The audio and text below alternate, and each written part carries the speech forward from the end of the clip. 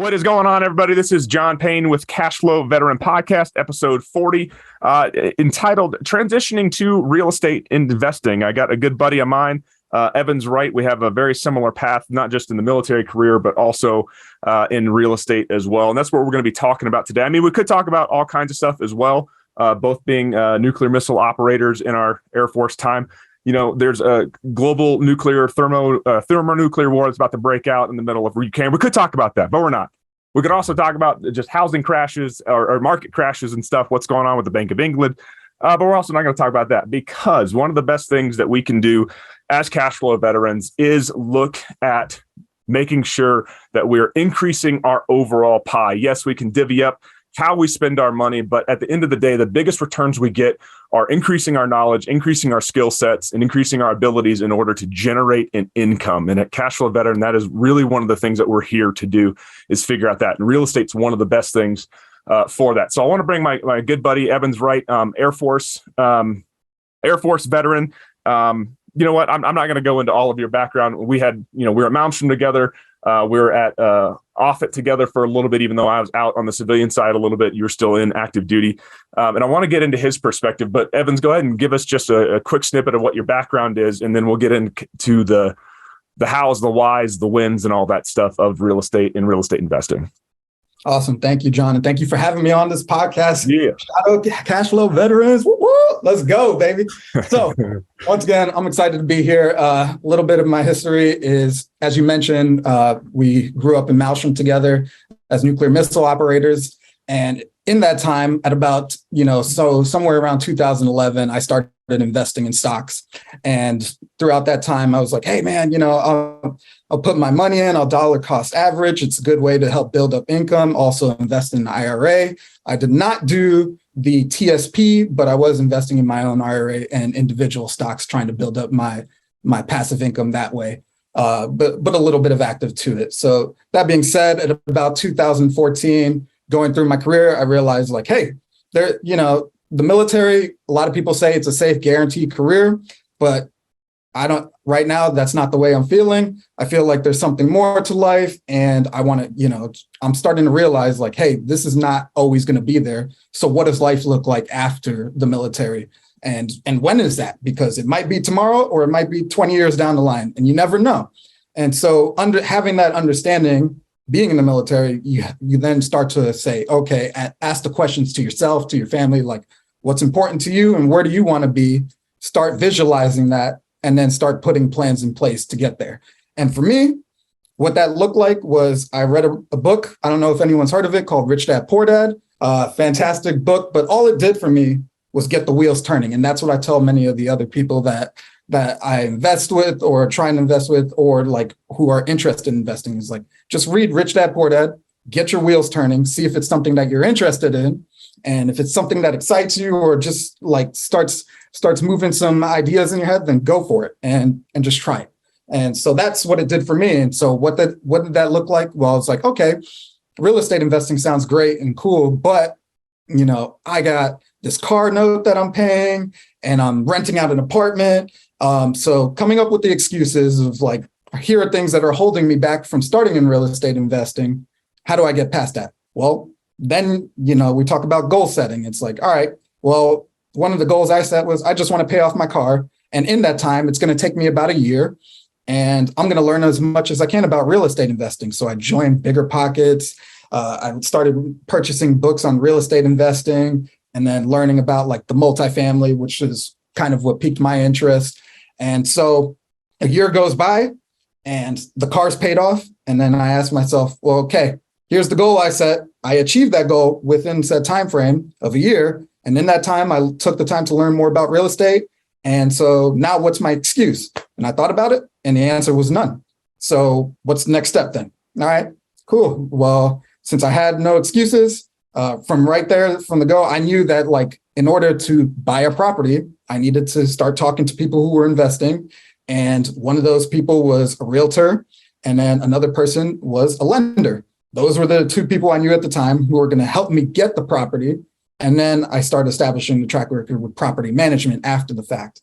So I talked with a couple of realtors. I started looking at properties, and literally from the day I said, all right, I'm going to start investing in real estate and I'm going to start talking to a realtor tomorrow. 2, I've now put in an offer on a property, fourplex. It only took 3 weeks. That was it. So it moves fast once you just decide, I have no more excuses, just get after it and go do it. And yeah, in that 3 weeks, I had been analyzing deals, and then I went and saw a few properties, and then I found a fourplex that I really liked. And I was just like, all right, let's submit an offer and see what happens. And then the realtor contacted me and was like, hey, they accepted your offer. And I'm like, oh, wow.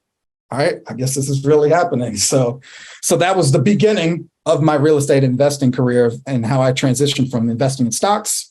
And then I realized also that, like, hey, stocks, can only, like, at that time, you're only getting about maybe 5 to 10% return. So how can I maximize my effectiveness? And then also, I have all this money sitting around, but if I have 10 to 20K just sitting in my investments, but now I can take that 20K and use that as a down payment through owner occupancy, using a lower down payment such as FHA, VA loans, or even owner occupied 5% down. I can now take that 20,000 and then turn it into an asset that's worth 200,000, and then gives me the tax benefits. Someone else is paying off the mortgage for me, and get to work towards the lifestyle that you want. And that was the big thing. And so I acquired my first property back in 2015, a fourplex. I moved in one unit, rented it out, renovated that, and then also started renovating all the other units. And as I renovated them, I rented them, I increased the rents and then rented them out. And I repeated that process for all 4 units. And then by the time that was working, and I realized, like, okay, cool. How do I repeat the process? Well, I've already done it once. Just got to do, use a lender, use a realtor, look for a deal. And then did the same thing. And then I ended up with a duplex. And then I repeated the process. You'll see throughout this podcast, I'm big into processes, and, like, we in the military understand, like, here's a plan, here's an objective. Okay, what's the process to get it done? And then you just follow that process. And really, a lot of that just translates to real estate. It's just taking the concept of that and then applying it to real estate. So no different than going to your job day to day and executing your commander's intent day to day. It's taking that concept and now just applying it to real estate and real estate investing. No, that's awesome. There's some things in there that I think just offer a great perspective. I think one, like, being able to say, hey, what are my excuses? What are the things that I think are hurdles or obstacles or roadblocks that would get in the way of me accomplishing, that goal down the road? I know I don't mean to say that, my family is a roadblock or anything, but those are certainly considerations that I had to make as well.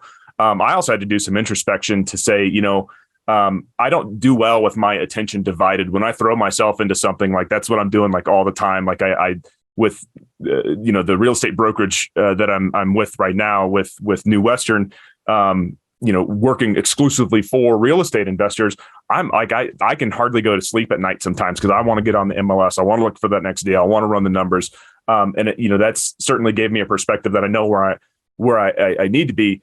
But I felt like I spent, probably 3 to 5 years kind of finally getting to that point. And I learned some great lessons, but at the same time, I never really leaned in. And so some of the introspection that I had to have is I can't do military, at least for me, with the family that I have and the military jobs that I had, I couldn't just, try to do something on the side as well. I mean, maybe you can do one thing on the side. And that's what I always tell people is pick one thing if you're going to do a side hustle and just focus on that. And for me, like, I got, because I was thinking about some of those hurdles, I got caught in, analysis paralysis. I looked at, I like single family lease option models. The wholesaling sounds cool. Land flipping sounds cool. All of these different things, earning money from notes, tax liens, you name it. So I learned a very big, broad perspective. But what I liked about what you said is instead of just allowing that, you say, okay, I'm going to remove this hurdle, even if it's just one hurdle. And then after that, I'm going to say, what's the next step? Okay, great. Now here's the objective, and here's all those steps. I certainly think a lot of people can get stuck in that cycle of analysis paralysis or thinking that things are going to get in the way. And for me, I certainly just had to say, you know what, I need to step fully into it rather than just trying to do it on the side, especially if it was something that I was super passionate about. like I was, because we've gone to meetings together up in Malmstrom. We've gone, done other things. I did content for some real estate investing mentors that I had out in California when I was there, and some great perspective. And I learned a lot of good things in marketing, but I do wish I would have stepped back into real estate investing back in 2018, 2019, when we were moving to Omaha. With the investors that I had, but I enjoyed the marketing so much. I was like, maybe I'll do this instead, and then I'll learn a lot along the way. And I certainly did. But looking back on it, I don't know that it was the best perspective or the best path to take. But at the end of the day, I know that I don't know that I would be with the company that I'm at right now, working the job. And I freaking love where I'm at right now. So I wouldn't necessarily give that up for anything. And then, like you said, as far as like finding an objective and then moving toward it, taking those incremental steps. There's a guy named Michael Blanc that does an apartment investing workshop and class course and everything else as well. And I've taken it. And one of the things he talks about all the time on his podcast or any other podcast he gets interviewed on is the law of the first deal. So the fact that you just said, what is it that I need to do? And you take the incremental steps to get that first deal done. Like once you get the first deal done, I think people that can at least push through maybe the analysis paralysis to just get that one deal gives you enough confidence to go do it again. Because now you know the process. Now you know some of those things. You know what team that you're looking for. But you also, sought a mentor and somebody that knew what it is that you were doing. And I think that's so crucial and critical to whatever it is that you're doing. Is there anything you want to add to that before we kind of move on? No, just finishing it up. Like, I bought that duplex and then I just repeated the process, got a fourplex, and then to where I am at now today. Now I have about $2 million in assets, to even include my personal property, my own private residence. And it's been great and stuff. So to some, that might not seem like a lot, but to others, that's a huge big deal. And, especially in the military, like you just buy everywhere you go and then you'll get there. And next thing you know, you look at your net worth and you're like, oh man, I got over $1 million of net worth or somewhere around there. And like, all I did was just buy one property along the way, everywhere the military moved me. So it can do wonders for you, but you just got to take that first step and then surround yourself with the people who do it and just get after it.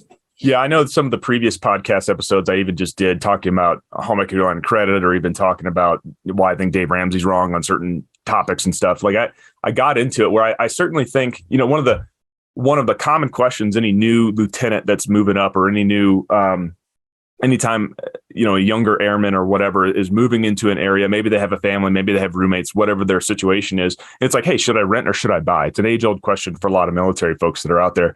And one of the things for the students that I taught before they went up north to the nuclear bases, I always just said, I think you should think about it like an investor, because at the end of the day, you're going to possibly get a VA loan at 0% down. So you're going to pay, 1%, 2%, 3%, whatever it is for the VA fee, depending on your circumstances, to buy that house. Well, now you owe more than 100% when you go to close on it.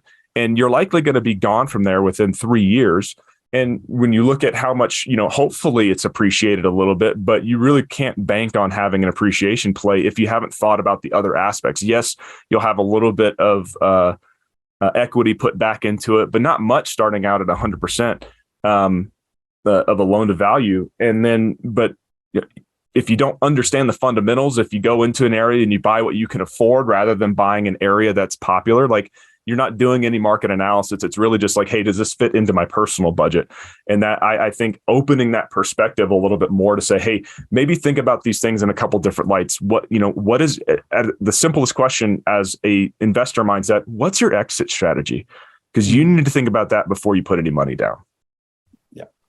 Yeah, and I'll dive into this a little bit later, but like that's where I feel like having a good real estate agent who invests in real estate can help you figure out and at least just ask that question to you, because a lot of people go in and they try to buy a home. It's a very emotional process, but you think why you're doing this, but you really haven't dove down into the reason to answer that question.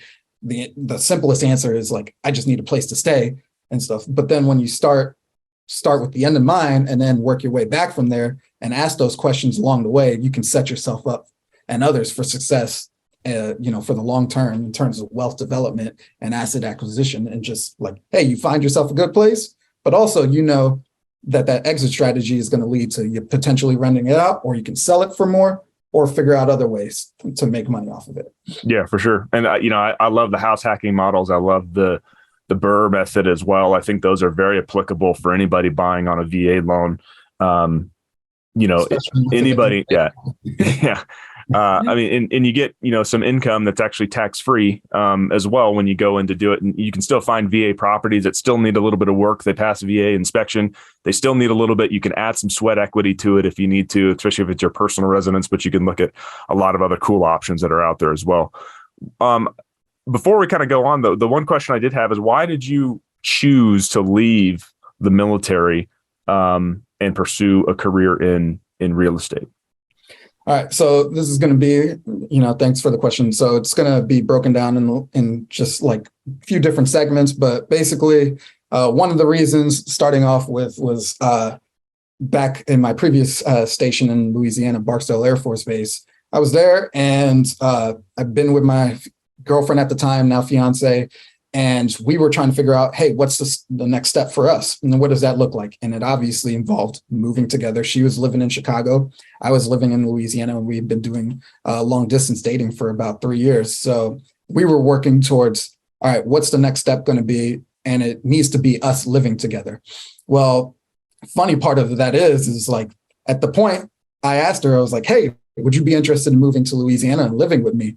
And even though she was coming from Chicago, she reluctantly was like, oh, Chicago, but yes, I'll end up living with you, because I guess she loved me and stuff. So she was excited. So, and then as soon as I asked her, I kid you not, 2 days later, after she left from staying with me, then the military told me, hey, guess what? You're going to deploy. And I'm like, what? Like, are you kidding me? Like, I literally just asked my girlfriend at the time to move in with me, and now you're telling me I'm going to deploy in like a month and a half and stuff. So obviously roadblocks happen, things happen, and you just got to adjust.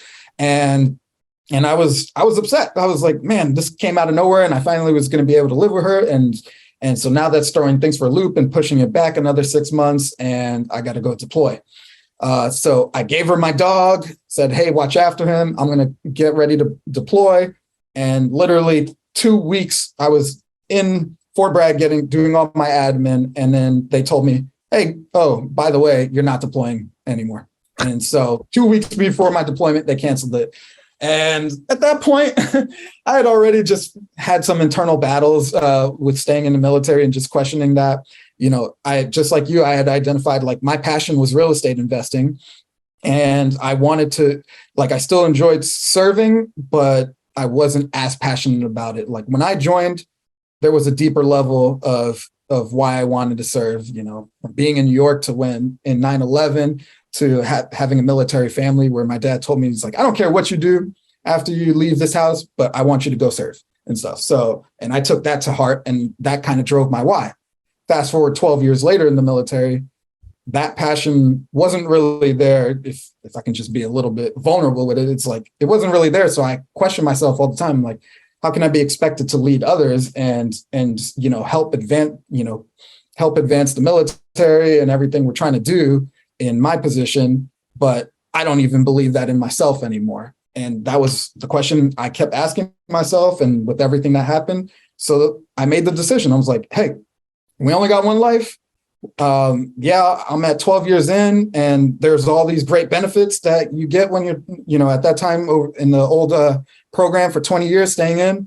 But there's more to that. And we've had many conversations where it's like military retirement isn't the only option. And as a matter of fact, we even had discussions over beers where we said, just because it's there today doesn't mean it'll be there tomorrow and stuff, depending on the state of the economy and stuff. So you never know what can change. Yeah, the one thing that I've been really keeping an eye on is the Bank of England. They basically are trying to bail out, like the new prime minister basically announced that they're going to be doing big tax cuts as a part of her platform for getting elected or whatever, which, typically everybody likes tax cuts for those types of things. The problem with their economy, our economy, it's entirely debt-based. Like there's no commodity that's backing it. There's no gold, there's no silver that's backing the value of the dollar. It's literally just whatever they print in, whatever you can say that is the full faith and credit of that government, specifically ours or theirs. Well, they announced it. And because interest rates have been so low for so long, all of their pension systems have been borrowing money in order to pay the guaranteed interest that they're getting. So they've been borrowing all this money, but now inflation's going up, interest rates are rising. So now the cost of all of the financing for that stuff is going way up in order to pay what they promised to pay in the pension system. But the interest rate's still so low that they're not making anything on the bonds or anything like that. So their pension system essentially almost collapsed in the last month because of that. Well, now they've basically gone in and they reversed their interest rate hikes, and they've been going down. And they are also basically now printing money, basically bailing out the pension systems in order to do that. And the question I always have is like, not just like what effect does that have on our economy, but how much of our pension systems, whether that's California or Illinois or some of these other illiquid type of stuff, we know that, you know, the Social Security and a lot of the Medicare stuff that's out there, just even though they're supposed to have enough money on the books, in reality, they're insolvent within the next 5 to 10 years. And that's a big, big problem because we can't print our way out of it. And we're not going to be able to tax people enough in order to do that. You essentially are going to just crush the economy by doing that. And that's also why, you know, housing prices here are so high, is because we've had interest rates so low for so long. And now that we're, you know, putting interest rates back up, it's putting a lot of pressure on the real estate market. And so those are kind of big macro ideas or whatever, but I don't think people really realize when you're looking at your military retirement, yes, they are supposed to pay you X number of dollars, but they're supposed to pay you X number of dollars. However, even if they pay you that today, are they going to have any sort of cost of living adjustment that is appropriate for the amount of inflation that you have? I don't think they can. So they're going to pay what they promised in terms of dollars, but it may not be worth it. It could be worth, 75%, could be worth half or more if we actually go into a large depression of what they're actually paying you. So are you really getting that? Well, as a person who's trying to increase your overall income through sales or through whatever, you're going to be a lot more in control of the money you can make. And the more that you can do that, the greater return you can do that, the more that you can beat the inflation that's coming, and the more that you're able to diversify quicker and respond to the market changes that are out there. Exactly. And if you've been listening to anything that the Fed has been saying the past couple of weeks and stuff, they're purposefully trying to hurt the economy now, because at this point we got to get inflation under control. So yes, hey, we're going to raise rates, and we know the effect that it's going to have, and it's going to hurt. People are going to lose jobs. People are not going to be able to afford the things that they used to, but we need to get inflation under control, and they're going after it. And with a hammer. And they're trying, but they're going to run into a big problem of they're going to cause a lot of damage in order to bring inflation under control. But there's also the potential, if other things happen in the world, if the BRICS nations, essentially that's the Brazil, Russia, China, says a lot of these big blocks of countries are starting to agree to trade on the international stage, which threatens the superiority of the US dollar on the world stage as far as being the world reserve currency. Well, if they do that, they've also been talking about commoditizing the value of the money, meaning that they're going to have basically this joint type of money and trading system on the international stage that's backed by, physical gold, physical silver, physical commodities. And, if the majority of countries in the world that have the majority of the populations in the world decide to start doing that, that really is going to put a lot of pressure on the US dollar, and could cause everything from, out of control inflation, basically hyperinflation. And if we try to print more money, that's just going to be do the same thing to create things that are more expensive but are worth less, depending on what commodity, depending on what type of good or service that you're trying to get as well. And there's, with COVID, we saw just how fragile a lot of the just-in-time supply systems and supply chains and stuff really are. And so I think, and to kind of bring it back to real estate, I certainly think that we're going to see a pretty big market correction coming up soon overall in the market. But specifically real estate, I'm reading different articles that are finally admitting that, it looked like it could be possible that we're going to have a 5% or 7% or even a 10%, but it's not probable yet, but it's possible we could have that. Well, I'm seeing also futures contracts where people trade paper on the stock market that are betting against the housing market, essentially. And their prediction, and for at least from what Wall Street Window, the guy that runs that, tends to say, is these are some of the people that they may not be spot on as far as how deep it goes, but certainly the timing is pretty good. And they're basically saying that the bottom end of the market, the fallout of the market, is going to go all the way through the end of 2023 and in the beginning of 2024 before it even has a chance to really start coming back up.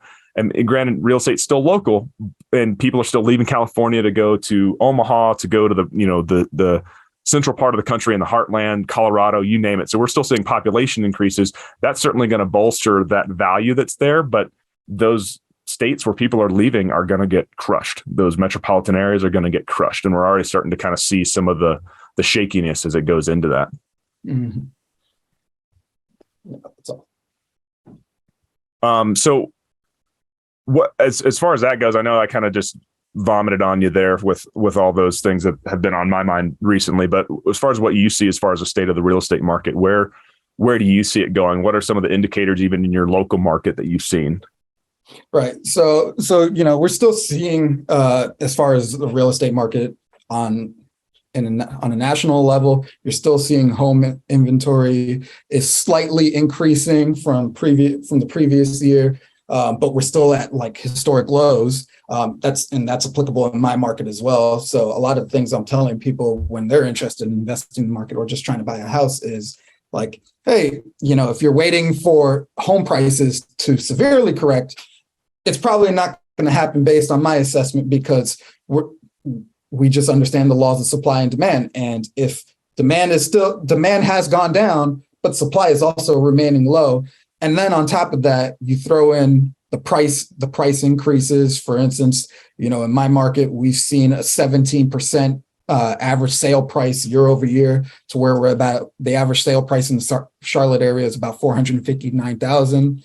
And the median sale price is $388,000, where it's nationally the median sale price, according to Redfin, was about somewhere around $402,000. So inventory and prices are still increasing in our area, but the supply is low. The interest rates now, you topple that where it's doubled since the beginning of the year, and we're only going even up more. I know, a lot of people think that like as soon as the Fed raises rates, that's when the interest rates for mortgages increase, and it doesn't really work that way. It's already basically factored based off the treasury yield and other things. So that being said, we're somewhere at about 6.5% to 7% nationally, and then that's applicable for the areas that I live in as well. So you couple all those things together, and now people are saying, hey, I have this home that I know it's worth probably about 100, 200K more based on the past 2 years, and I'd love to sell it and make money, but I also don't want to go ahead and double my interest rate and go move to another house and pay a higher price and a lot more interest. And so that is now keeping supply down, because a lot of people, yes, they understand they have the equity and they got a potentially good asset, but they don't want to sell it now because they don't want to pay more for something else, thus leading to the supply issue. So that's where I see the market as overall is those three factors impacting the housing market. That being said, there's still going to be opportunities. A lot of things that I look for, like on MLS and our previous conversations, is like, hey, what's been sitting on the market for 30 days, and it's in good areas. Those are potential deals right there that you want to go and be able to find if you're starting to look at real estate investing, because the big thing right now is in terms of long-term rentals, specific to my area, but from podcasts and everything I listen to and people I talk to, you'll see this throughout many places of the country, is if you're trying to get a long-term rental, you're trying to buy a house and get it as a long-term rental, you're not going to cash flow once you factor in operating expenses and everything from there. And then also the interest rate and the purchase price. So now those things are eliminating your cash flow. So you have to get creative or just start thinking about different strategies, because that's what we got to do as investors, is we adapt to the times and we adjust. And, it's just a constant bouncing back and forth of like, okay, how can I make the most out of my asset? And then you adjust as need be. So, looking into short-term rentals, even like midterm rentals where you're furnishing it for a property and giving it out to, renting it out for traveling nurses and other professions is a way to increase your NOI and your GOI. Or you can just be fine with long-term rentals, but you got to understand then you're playing a little bit longer game to where, hey, I got to wait for the market. I might not be cash flowing right now, but I'm waiting for the market demand, and then also the rental increases to catch up. And then maybe in year 2 or 3, I'll be at a higher rent. And then also interest rates have probably come down a little bit, hopefully. And now you can refinance out of that and get some extra cash flow. Couple that with hopefully the appreciation that you'll see along the way. And lastly, some great tax benefits. Yeah, for sure. I want to dig a little bit more into that, but we're going to take a quick break here. And we're going to then jump right into kind of what your ideal business and investing model would be. What you would do on a daily basis. What are some of those, active things that. So as veterans, as military members, as spouses, how do we get the most out of 100% of the income that we bring in? Whether that's what we currently get, whether that's what we're hustling to get through some side hustles, some side income, whatever the case is, how with all of that money that does come in from the work that we do, how do we make it efficient and how do we get the most utilization out of it? One of the things that I highly recommend looking into is replacing your mortgage, especially if you have a VA loan. Maybe you bought it with your family, maybe you're house hacking, whatever the case might be. You bought your current home or maybe a rental that you had at a previous duty assignment. And what you did was you paid for it, zero down, which is awesome if it's a great investment. However, as we build up the equity that's there, how do we unlock that equity as well? How do we pay off our mortgage using 100% of the income that we have without changing a whole lot? Now, this does require our ability to have a more income than what our expenses are. Sure, we have bills, we have debts we got to pay, we have a life that we want to live and fund in a way, but there's a very interesting thing that we can do to replace the mortgage that we have, use 100% of the income that we bring in to pay our house down in 5 to 7 years on average, and it's simply doing this. Paying off the mortgage with a first lien position home equity line of credit, a HELOC. And there's a very particular way about going about it. If you've listened to any podcasts that I've done or looked up on any social media that I've been on to talk about this, you'll know that the Replace Your University and Replace Your Mortgage System by Michael Lush is what I have used for over 5 years at this point, and something that you can tap into in order to get the same results and being able to pay off your house in 5 to 7 years. That's exactly what we're doing with the house that we previously bought at a duty station, and we were able to use it on a VA loan when we first purchased it, and then finance out of it into a first lien position home equity line of credit, and we are well on our way to paying that home off in Omaha in 5 to 7 years. So you don't necessarily have to just listen to my story. What I want you to do is go to cashflowveteran.com/HELOC, HELOC, cashflowveteran.com/HELOC. Watch that quick video. Go ahead and click on that. It'll be an affiliate link that will get you over to the Replace Your Mortgage System, the replaceyouruniversity.com with Michael Lush, and he can go more into it. Book your own discovery call. You can get a free interactive ebook to kind of understand a little bit more. And this is a process. I'm not asking you to go ahead and click the link. Certainly, I might get a kickback if you go into the program through my affiliate link, and I certainly would appreciate that. But you'll be able to get everything that you need to know, even if it takes you a few weeks or a few months to really dive into it, let it sink in. Because at the end of the day, like Michael Lush says, it's just math. It's not magic. We're just making things more efficient. And it takes some understanding, and it takes some brain power to really look at what is going on and how this actually does it. Because it's not like you're replacing the mortgage, but you're not replacing anything else in your life. You're living the exact same life you're just replacing the debt instrument that goes onto your house and changing a little bit of how you live. But in effect, you're essentially using your home equity like a checking account. That's exactly what we're doing to be able to transact in and out of it. But don't hear it from me. Go ahead and go to cashflowveteran.com/HELOC and learn more about it. And you'll see exactly what I'm talking about, how you can get the same results as well. All right, take it easy. Back to the show. All right, welcome back to from the break here, and talking to Evans Wright, a good old buddy of mine that we shared a similar path with in the military, but then also sharing a similar path even currently getting into being a real estate agent, being a real estate investor, those types of things. So we've been talking about the market. We've been talking about his journey into leaving the military and into a career in real estate as well, and kind of the state of the market. And somewhat in that context, but more as we go forward here, in the context of anybody that's considering leaving the military and getting into real estate investing, whether that's as a side hustle while they're still in, preparing to leave, whether that is them trying to figure out what they're doing after they leave, whether they're just separating or retiring, whatever the case might be. Could be even a spouse that's looking to find something that has a lot more flexibility. The markets have been pretty hot over the last couple of years, and a lot of agents have piled in, being able to sell houses and do that type of stuff. You and I are certainly partial to real estate investing and coming in with that mindset. So I just want to say that to kind of keep in mind with this question as we come in here. So what's your ideal business model and investing model going forward? Like, if you were to start today, where would you focus today? And then also where you're currently at, where are you going with it? What's your overall big idea? And then we'll finish up with talking about any advice you have for any military members that are just getting started. Right. Great question. Thank you for asking that.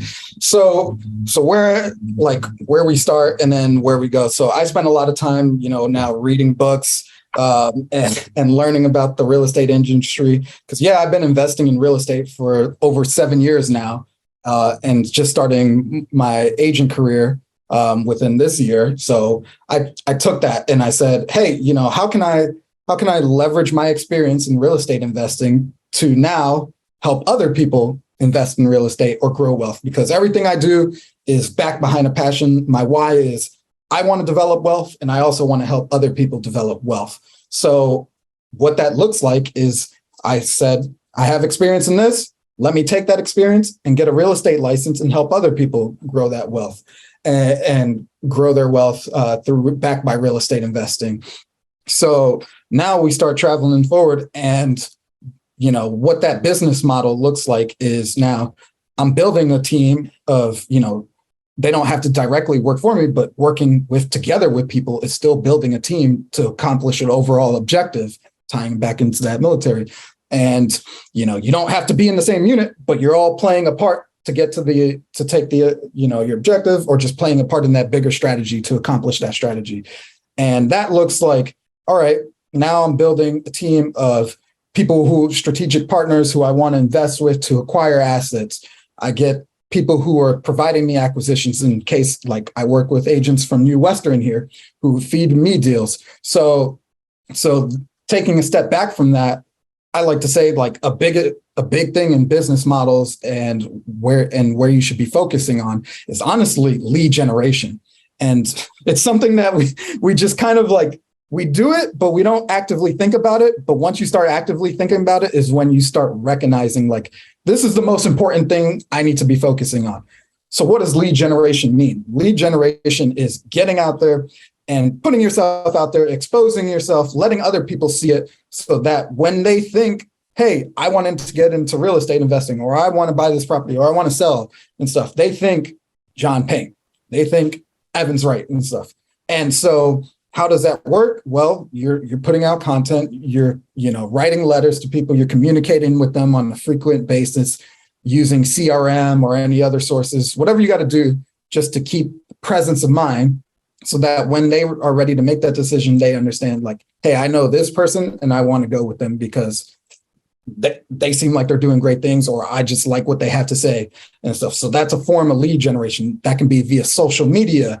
That can be via just getting out there and walking around and talking to people. I like to since I've moved to a new area, one of my biggest forms is I'll go out to the real estate investor meetups and just go talk to people and learn and listen to them, and then figure out ways from there, and then keep up that communication with them. So there's so many ways, but like when you boil it down to its simplest form, we are in the business of lead generation. And how we go about that, everyone has their own different ways, but that needs to be your main focus, and then you go from there. And even on the investor side, you might think like, well, I don't need people coming to me and say, I'm not an agent, so how do I lead generate? Well, talk to people, talk to wholesalers, you talk to other people who get these properties, who can dedicate more time to that, and then they send you the deals. That's lead generation there. Or if it's driving for dollars, all of that is focused on lead generation and how you go about it. You go onto the MLS, you go make offers on deals, you get deals fed to you through drip campaigns. All that's lead generation. That is the biggest thing for like building your business and then that mindset. So now you take that and you start your lead generation, you start making offers on properties, you hopefully acquire one. And in my type of business, I'm looking for properties where I can add value. So a lot of people understand the BRRRR strategy where for buying, rehabbing, renting it out, refinancing, and repeating. That's a big thing. So I want to take that and depending on the property I'm looking at, I might BRRRR into a short-term rental now, or I might BRRRR into a long-term rental, or I might just BRRRR, and then just flip it and just get rid of it. So you can identify your lane based on the property you're looking at, but all that's still backed by like, why am I doing this? Oh, okay. And then how am I going to do it? Via that way. And then what are the day-to-day things that you need to be doing? And so going back and tying that all together, day-to-day, you should be focused on lead generation for your business models, and then using that to then leverage whatever opportunities you have coming your way. So whether it's now you're leveraging your own personal equity in your house or the capitals that you have, like or even just if you have private money, people with money and you want to leverage their money. There's so many ways to do it. But as an investor, that's the next important thing is how do I leverage money to acquire more assets without overextending myself? And that's really how you start to then develop wealth in a great sustainable way. And that's where I'm at too. I'm like, okay, I've gone pretty much as far as I can with my own capital. So now it's a lot harder to get lending. There's different ways now you can do non-QM loans, non-qualifying mortgage loans that give you opportunities that look at the asset. There's that. And there's a bunch of other ways. But then you also still, at the end of the day, you still need capital. So who can help me with that capital? And that's part of that lead generation too, is I need to go talk out and, go expose myself to people who have money. And then they potentially want to invest with me, but they say, hey, I like what you're doing. I want to be a part of that. And so how do I invest with you? And then you figure it out from there. And then you start structuring a deal. So that everyone ends up winning in the end. Does that answer the question that you got at? Yeah, I think you broke down the process a little bit, but one thing I think has been unsaid so far that I think I want to make and really drive home this point. You became an agent within the last 4 months, 6 months? Yeah. Okay. Same here. Like I got started in April 2022 is when I got my license, and then I moved to Charlotte in May of 2022. Got it. So I started here in August in Colorado Springs, where I'm doing it with New Western. You and I have both been at least. I did say that I procrastinated and other stuff, but that didn't mean that I didn't decide on a strategy, right? So, like you said earlier, we decided that we would just buy a house and I would just go into it with an investor mindset. And we would either decide to hold it for a period of time, or we would decide to flip it when we were done, add value, whatever the case was. So very much like a lot of other military folks, we moved to a new place, really looked at buying a house and where would that end up? So in California, like I didn't want to own a rental in California, and I'm so glad I didn't. So we sold in 2018 and made $15K profit over 3 years, which is pretty good. So not only did we put some sweat equity into it, we had some appreciation, which was fantastic. But we weren't relying on that. We tried to put as much sweat equity as we could into that property without having it as a long-term buy and hold, because I don't want to deal with those buy and hold laws and rental laws in California, right? So that was a business decision that we made in order to do that, but it also allowed us to pay off quite a bit of debt. And we don't, our cars are completely paid off. It allowed us to do it in a way that I think was smart from a tax perspective. But at the time, we still had our property in Montana.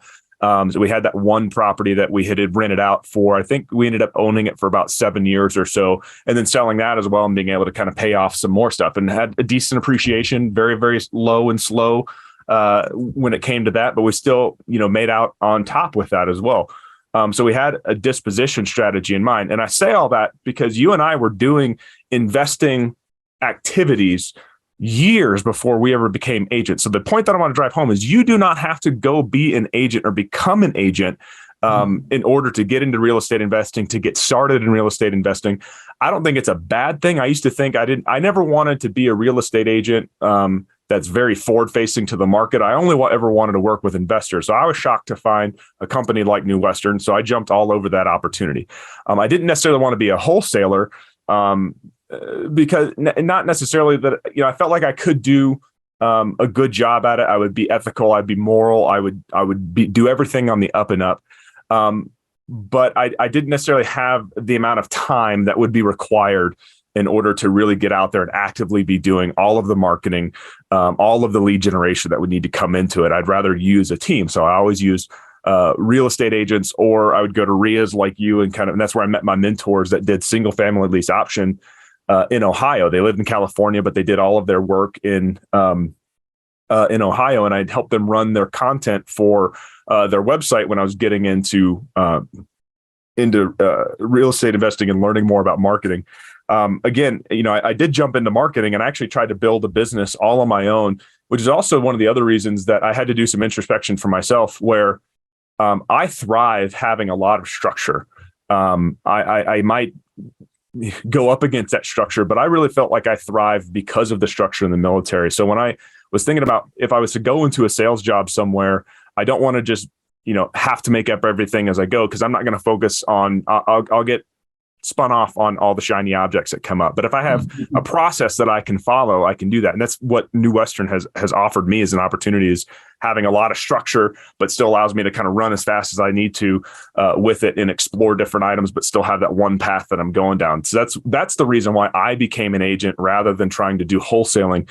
And I would just encourage anybody that's getting into it to have some of that introspection about the type of person you are, what you're looking to do, what your outcome that you're trying to get, what the steps are to get there, and what you think the best path for you, your personality, your knowledge, skill sets, and abilities. Really take some time. I would say, really dive into that over a weekend and writing out all of your emotional type of goals, like what wakes you up in the morning, what makes sure that you can't go to sleep at night because you're so excited to do something, and really figure out how to lean into those things. If you decide that real estate investing is something that you want to do, that way you pick the right strategy and the value add that you can give to a team, to an area, to a community, or whatever that is. That way you can also, affect your dreams in that way. So kind of a long circular way to kind of go around that, but you do not have to become an agent to get into real estate investing or to get started in real estate investing. That being said, to add to your point, though, you dove into structure and stuff. And one of the things I like to point out is, now that I've been doing this, is hey, your skill sets that you develop in the military, a lot of that is based around structure, checklists, doing these certain things at certain times of the day, or just getting after it. And so now you can take that idea, and if you wanted to become an agent, now apply it, because a lot of people struggle as agents to hey, how do I make the most time out of my day and be the most effective I can? Well, if you can take that structure that you learned in the military and apply it to an agent, you'll be good, man. You just got to keep continuing and getting after it every day. But as long as you understand, all right, from this time to this time, here's what I'm going to focus on: lead generation. From this time, I'm going to go get out and just go look at homes. From this time, I'm going to go out and do this and stuff. So having that structure is very, very important, because New Western might give you that structure, but being an agent on a team or a different company, there might not be a structure, and you're a W-9 independent contractor. So really, it's hey, you are your own business owner now. You figure it out. Yep. But luckily you have those experiences that you can rely on and help propel you forward.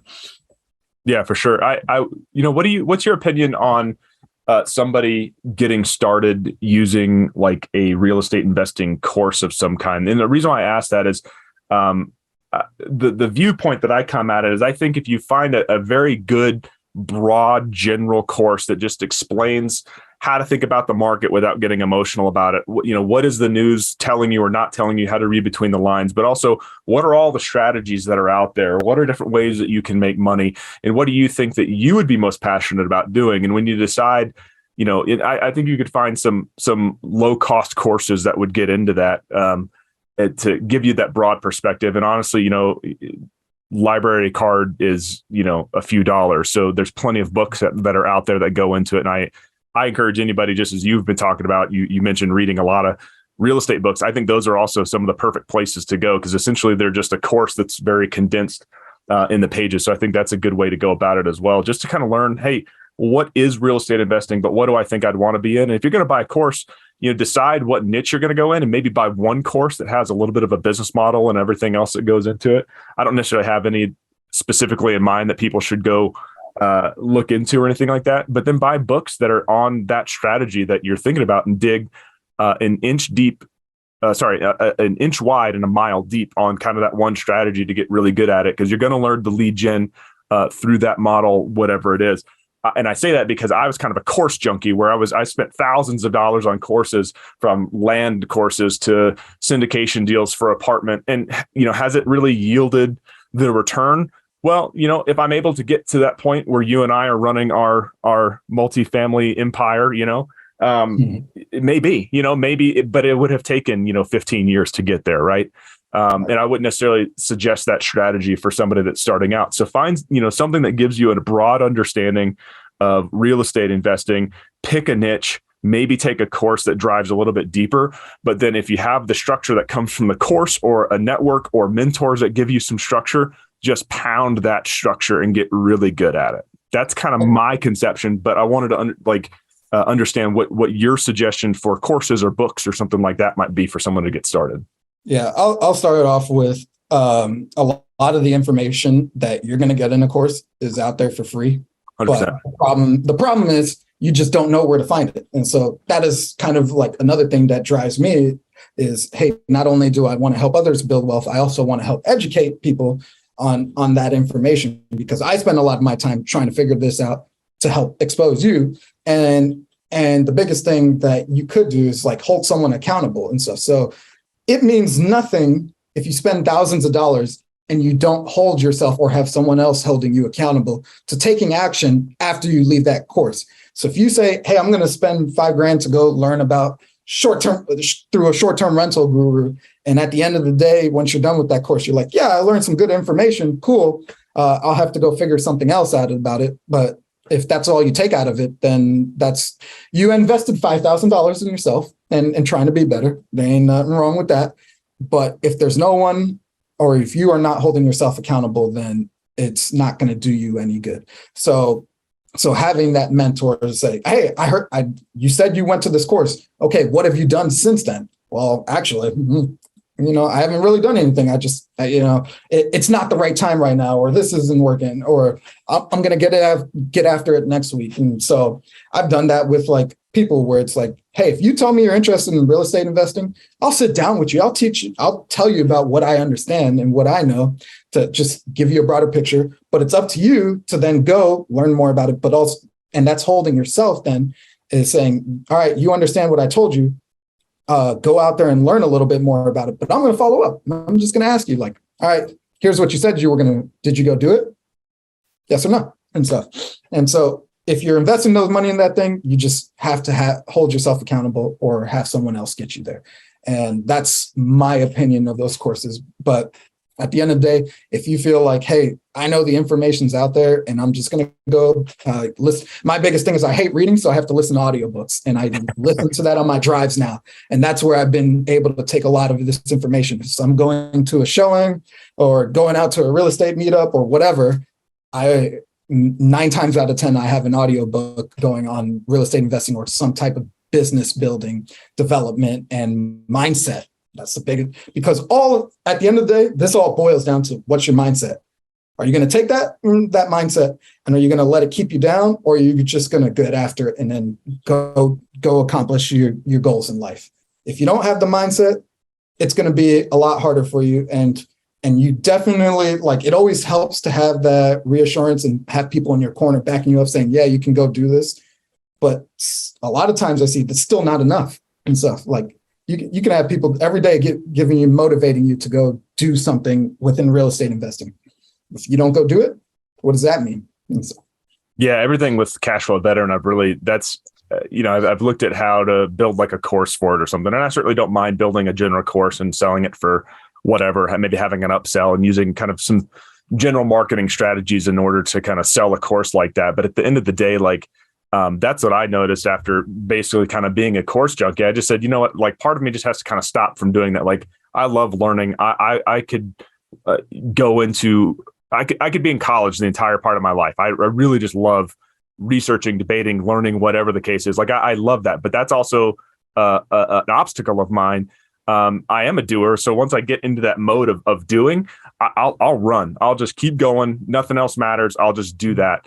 But kind of being the course junkie that I was, I kind of had to stop and say, like, unless there's something that I have some sort of accountability with it, there's no reason for me to do it. So I think I love that you said that. It's spot on for doing that. So when I build like Cashflow Veteran, what I want to do for it, like I would rather than having a whole bunch of people paying me, $10 to $27 to $200 for a course, I would rather look at more of a success-based model that's an accountability model where, if somebody comes to me with a business idea and they need to be held accountable for it and they're running maybe an Amazon FBA or whatever, maybe I can bring in somebody that knows more about Amazon FBA than I do. But my whole job is to make sure that we're staying on task. Hey, what SOPs do we have?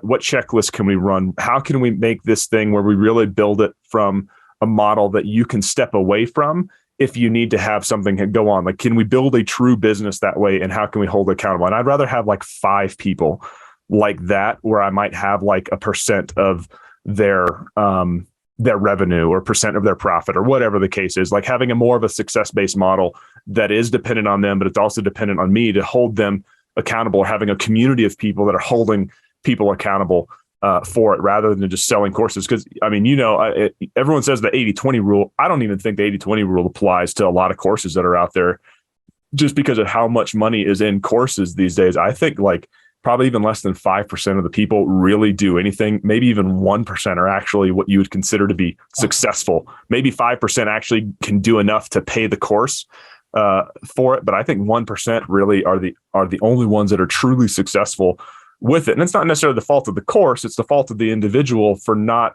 following up, for not taking action, for not having the right mindset. But if I was to build something in what I envision being able to do, maybe even coming alongside you at some point in time and helping people in real estate investing is certainly a passion of mine to help people do the same thing.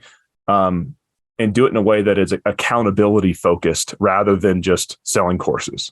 Mm-hmm. Yeah. Is there any other advice that you'd have for any other military member just starting out? Yes. Yeah. So the biggest thing, I'll break it down into like kind of 4 bullet points is, first off, you want to define your why. And, that becomes more important. Like in my previous job, I served as the deputy chief of strategy, and we were focused on great power competition. And a lot of it was built upon, well, why are we doing this? and if you don't understand that, then how can you expect to maintain competitive advantage against your peer adversaries if you don't even understand why you're doing the things that you're doing? The same concept is going to apply to real estate investing and anything, basically anything in life. Is if you don't understand why you're doing it, then it's not going to get you far. But if you've defined your why, then really everything else that happens in below it, like, you want to lay out a strategy, you're going to have a plan and goals and actively work towards them every day or however often you can get after it. But also it's like, it doesn't need to be sometimes just like clear as day, or like it has to be these things or else. You realize that a lot of the benefits come through everything else that you might do. And when it comes to real estate investing, you might think like, hey, I need to go to a real estate investor meetup. I need to make an offer on this property and this. And if not, then I'm not advancing towards my goals. But then maybe the fact of you just talking to someone about, hey, I'm interested in real estate investing. And then that sparks a conversation where they're like, well, actually, here's what I do. And now something starts leading from that or whatever. It's just the simple act of maybe talking to people can lead to so many greater things. So understanding your why and having a plan and working towards it, it's going to be a big thing. Then from there, you got to take action. And we all understand that taking action is big, especially for members who've been in the military. It's like nothing gets done unless you go do it. So right. what are we doing that for? But following along with that is, all right, I know I need to take action, but also changing the mindset. And I talked about that a little bit just a few minutes ago, but mindset is going to be the biggest thing of helping you work towards your why.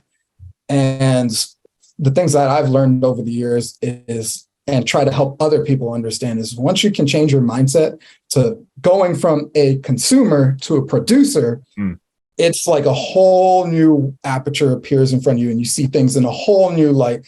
And what do I mean by that? I mean, like, hey, you go from, I need to buy this new car, or I need to buy this or buy that, to make myself feel better, to, hey, I'm going to, like, I want those things, but I want to figure out a way to generate cash flow, to generate income, passive assets through passive income or whatever, whether that's a side hustle or through real estate investing, so that someone else can pay for my lifestyle.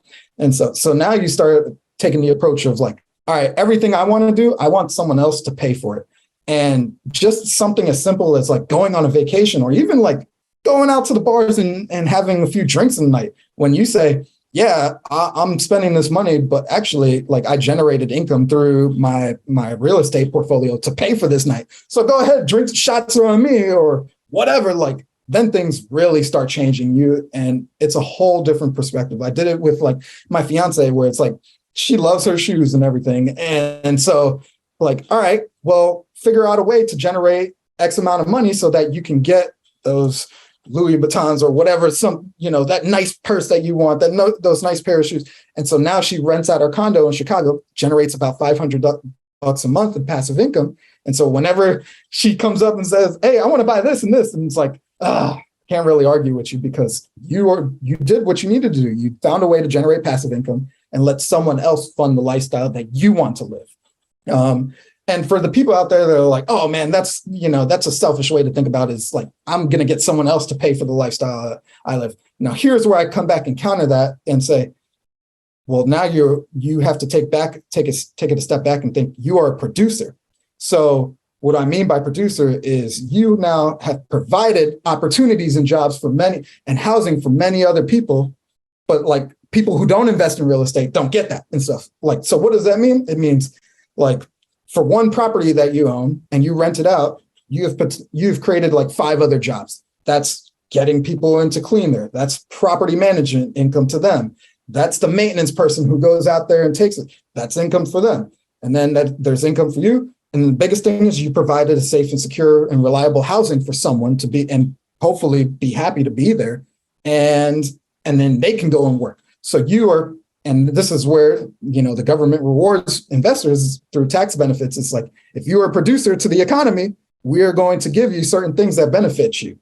So now if you apply that, you're like, oh, for everything I do, I've now created 5 other jobs just by buying this one other asset. And then also it can help me live the lifestyle I want to live. Mind blown and stuff. So, as soon as I started realizing like, hey, I'm now the person writing the checks, that's a huge game changer and stuff. But you're providing opportunities for other people, but also it's giving you the opportunity to live your life the way you want to. And then going back to like my military career, why I'm out now and pursuing a career in real estate is I'm passionate about real estate and want to help other people understand that. But also investing in real estate gave me that opportunity, because I wouldn't be able to be where I am today if I did not start investing in real estate and have that passive income coming in to just give me the flexibility to walk away from the military and be like, okay, I'm going to go do this, because not many other people get that opportunity. But if you can do that and just start laying out steps to get there, then it's going to give you that. And nothing is greater than having flexibility to live the lifestyle you want to live, not being forced to live for someone else and producing and consuming and producing for them, but doing it for yourself. Yeah, that's a great perspective. It reminds me of I think it was Zig Ziglar that said this, but you can have everything you want in life as long as you help enough other people get what they want in life. Right. That's awesome. Yeah. And then throwing on top of there, kind of like the last 2 things I've talked about this earlier is, remember, the skills and concepts you learned in the military, they can be transferred to real estate investing. What that looks like. Well, Simon Sinek, a lot of people have heard about, start with why. And in there, he breaks down his golden circle of why, how, and what, and how people lead and or communicate things, and starting from the why and working your way through the how and the what. So if you can define that for yourself, now you take that same concept, and then you also look at military structure and concepts.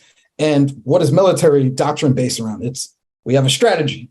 We now need to run operations of that strategy. And then we're going to put in place the tactical elements to accomplish those objectives.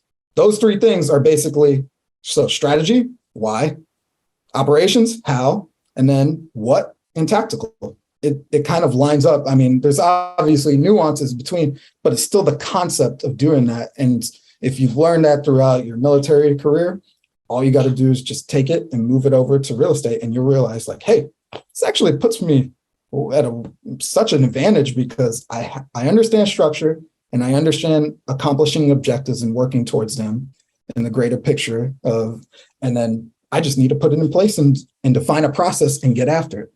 Yeah. And the thing that I had struggled with was I was always trying, especially when I was doing it on my own, I was trying to like develop all my own like strategies or whatever else. That's why I say, like, if you go to a course or you get a book or whatever, copy and paste what has worked for someone else. It may not work for you the way that it worked for them, but it's going to go a lot further for you than maybe you trying to create everything from scratch. You don't need to make all the same mistakes that other people did in order to do that. Literally just copy and paste the business model and just run that play. Just keep doing it over and over again. Run that checklist. That's all you got to do. Right. Like, I mean, at the end of the day, none of the information I'm saying is new, but it's still like, hey, I'm still a person who's doing it and can try to communicate that to other people. So take that information and go do it and see what happens and stuff. And the beauty about real estate investing is like, yeah, it's bigger numbers and bigger, potentially bigger risk. But if you just go and get after it and just learn, look at what other people have done and try to apply it and just learn along the way, then you're going to be golden. All you got to do is be able to, take the lessons learned and move forward, and then adjust as for the next property or for the next side venture or next side hustle. Yeah, that's right. That's right.